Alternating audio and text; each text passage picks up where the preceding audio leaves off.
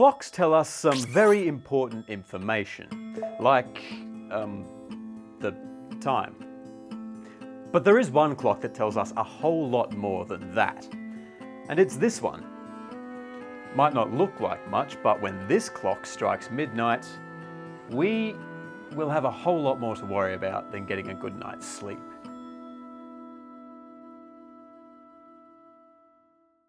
The Doomsday Clock, as it's affectionately known, kind of speaks for itself. It's a visual representation of how close humanity is to the end of the world. Midnight marks the theoretical point where everything comes crumbling down. And just this year, its hands move the closest they've ever been to the dreaded 12 o'clock mark. But what does that actually mean for us? Well, let's rewind to the beginning.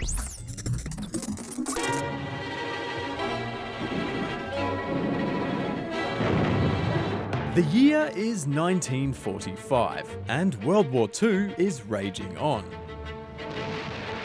The newest development in military tech is the atomic bomb, and it's tipped to be the most powerful weapon ever. That theory was proven when two of them were dropped over the Japanese cities of Hiroshima and Nagasaki, leaving a trail of destruction, radioactive fallout, and a massive death toll.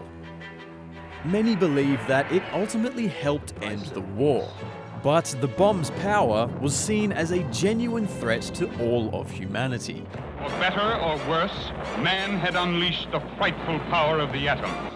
So, about a month later, a group of atomic scientists, including the likes of Albert Einstein, came together and created the Bulletin of Atomic Scientists. They wanted to equip the public, policymakers, and scientists with the information needed to reduce man-made threats to our existence.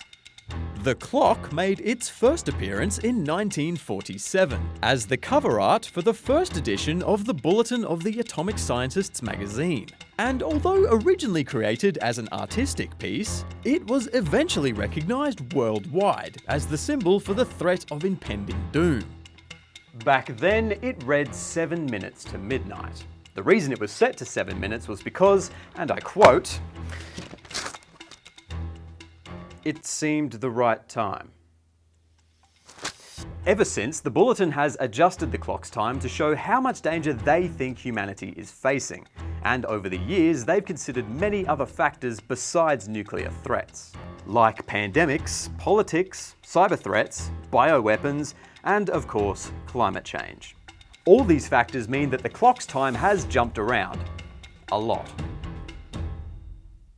In 1953, the time sprung forward to just 2 minutes to midnight, thanks to the development of the hydrogen bomb. But 10 years later, in 1963, the clock dropped back to 12 minutes to midnight, thanks to the US and Soviet Union agreeing to end atmospheric testing of nuclear weapons.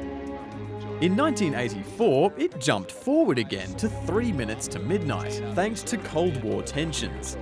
But then dropped back again to the furthest humanity has ever been from midnight in 1991, when the Strategic Arms Reduction Treaty was signed by then US President George H.W. Bush and Soviet President Mikhail Gorbachev.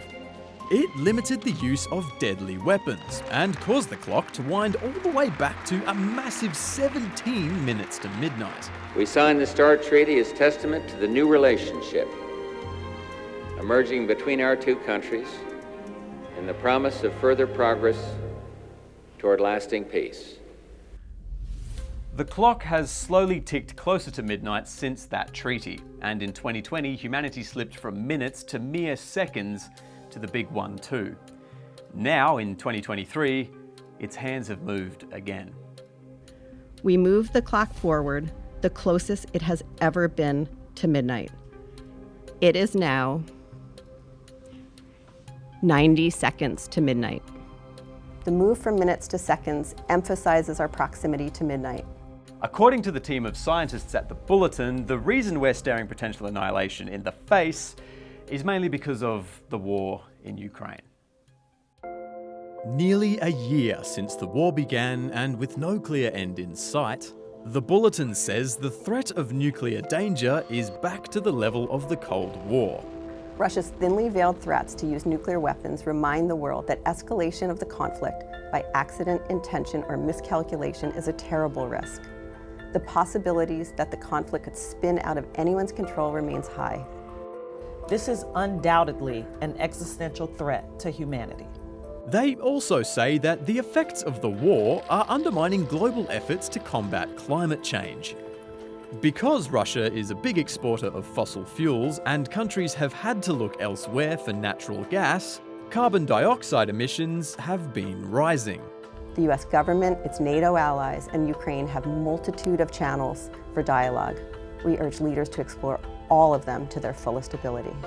I think as the threats get larger and that we become more aware and we understand them better, there is hope, I think, that we do change our practices and the way we think and approach these things. The bulletin statement has been released in English, Russian and Ukrainian for the first time ever, in hopes that it can get the attention and action it needs. But while midnight seems only a few ticks away right now, it's important for us to remember that on this clock, we can turn back time.